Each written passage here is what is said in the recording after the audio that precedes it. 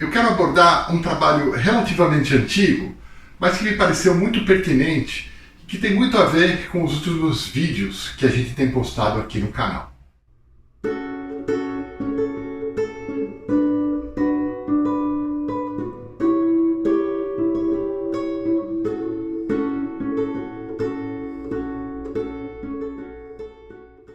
Hoje eu vou comentar sobre um trabalho de dois autores. Eu vou deixar aqui embaixo o link com o artigo inteiro para vocês poderem ler. Ele está em inglês, mas eu vou falar rapidamente sobre o trabalho do Arthur Chickering e da Zelda Ganson, que é um trabalho relativamente antigo, mas que fornece aqui 7 dicas, 7 passos para a gente organizar um curso, organizar uma aula.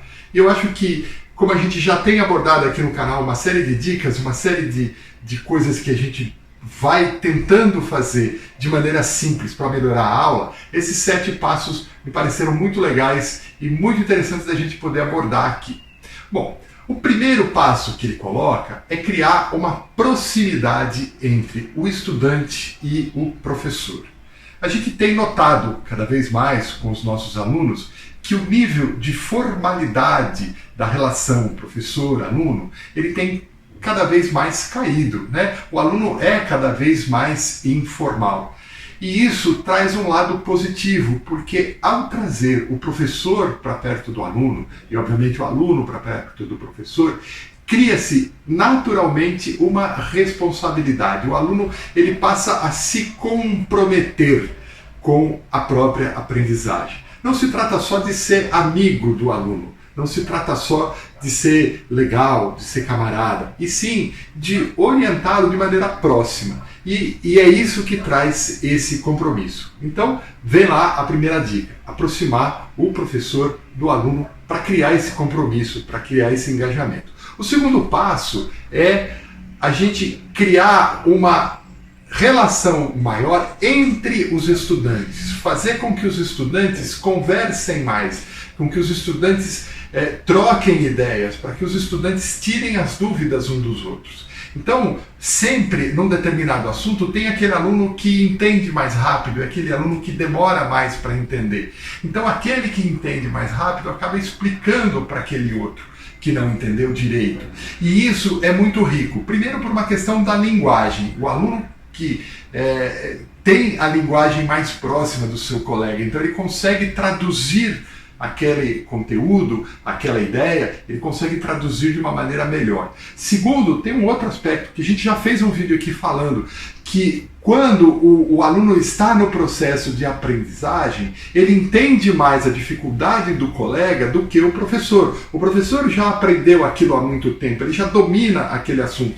Então, muitas vezes, o percalço, aquela dica, aquele pouquinha coisa que o aluno precisa para entender, aquele colega que acabou de entender, ele tem muito mais facilidade de transmitir isso para o outro colega. Então, nessa troca, os dois acabam ganhando, porque aquele aluno que formulou uma explicação para o colega, ele teve o trabalho de interpretar, ele teve o trabalho de analisar como que ele ia expor. E aquele outro colega, que foi aquele que recebeu a explicação, ele acaba aprendendo de maneira mais fácil do que pela explicação do professor. Então isso é muito comum acontecer, né? Essa instrução pelos pares. E você favorecendo isso, eles vão naturalmente percebendo que ora um entende um determinado assunto mais rápido, ora o outro vai ajudar aquele primeiro. Então esse espírito de colaboração da instrução dos pares, né, do peer instructions, que é a instrução dos pares, ou seja, o aluno trocando ideias, o aluno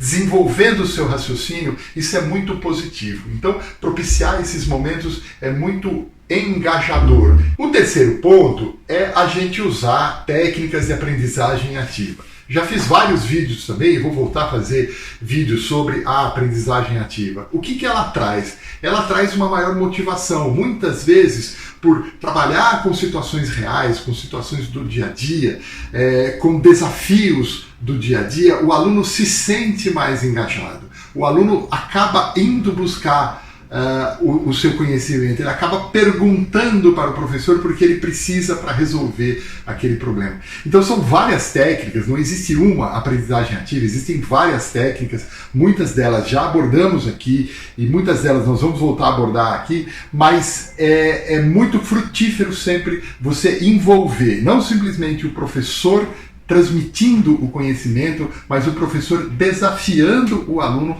a construir o seu conhecimento. O quarto ponto é o professor dar sempre uma resposta rápida, um feedback rápido. Então o aluno fez uma atividade, quanto mais o professor der uma resposta, o aluno percebe que o professor valorizou o trabalho dele.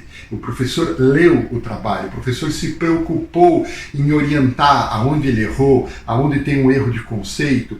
E se isso é feito de uma maneira rápida, é lógico que isso é complicado, porque a gente tem muitos alunos, a gente não consegue o tempo todo dar esse feedback rápido. Mas se a gente souber ir dosando feedbacks rápidos para os alunos, eles vão perceber que aquilo é importante, eles vão perceber que o professor se importa com eles, e eles vão, através desse feedback, através dessa correção de rota, através dessa avaliação, que é uma avaliação formativa, o aluno vai aprendendo, ele vai aprendendo aos poucos. Não é simplesmente você acertou, você errou. É sim, olha, preste atenção nesse ponto, faça isso. Olha, tenta olhar, tenta estudar aquele assunto, olha lá na página tal, tem aquele conceito no livro. Então você vai orientando a aprendizagem do aluno. E isso também vai criar esse compromisso do aluno em aprender. Outra coisa é o aluno perceber que a aprendizagem é muito dependente do tempo e da dedicação que ele tem para determinados assuntos. É lógico que tem assuntos mais espinhosos, tem alunos que têm mais facilidades com determinados assuntos, tem aluno que vai aprender certas coisas mais rápidas e outras coisas mais lentas, mas a aprendizagem sempre depende do tempo e da dedicação. E o aluno, de uma maneira geral, ele tem muita dificuldade nisso, nessa gestão do tempo. É até próprio da característica da idade de querer as coisas rapidamente, e muitas vezes ele precisa ser orientado que as coisas não vêm rapidamente, que as coisas vêm com tempo, vêm com dedicação e vêm com essa gestão, com esse cuidado de você se dedicar. Então orientar os alunos também nesse aspecto e valorizar o tempo da aprendizagem dá sempre muito bons resultados. Outra coisa é o professor sempre comunicar que ele tem grandes expectativas elevadas. Olha, eu quero que você seja o melhor, eu quero que você aprenda muito, eu quero que você aprenda bem.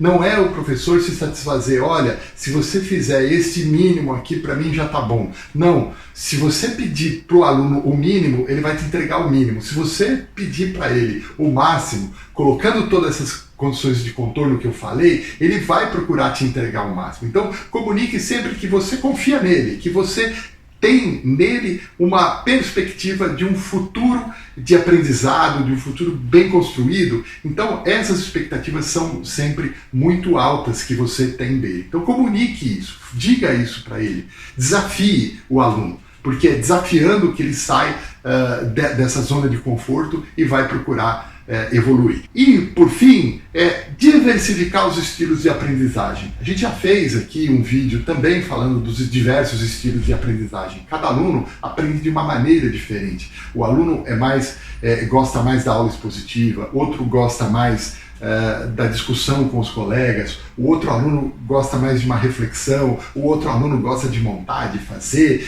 de mexer nas coisas. Então, cada um aprende de um jeito. E você precisa, na sua aula, orientar os alunos e possibilitar que aquele que aprende mais pela reflexão tenha o tempo para refletir. Aquele que aprende mais pelo contato, pela discussão, tenha esse tempo. Então o professor tem que estruturar a aula dele, tem que estruturar o curso dele, propiciando esses diversos momentos de aprendizagem, para que cada aluno vá construindo o seu conhecimento naquilo que ele mais é apto, naquilo onde ele mais se identifica. Então, isso também propiciar estilos de aprendizagem diferentes. Ok?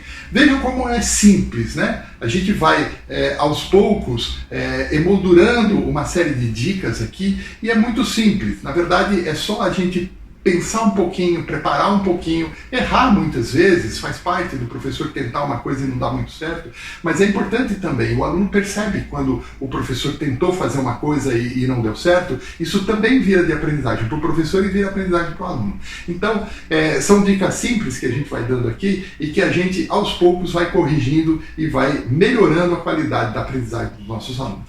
Tá bom? Essa é a conversa de hoje. Por enquanto é só. Até a próxima. Tchau. Os assuntos são apresentados aqui de maneira bem resumida e bem simplificada, mas eu sempre deixo referências bibliográficas aqui embaixo na descrição do vídeo.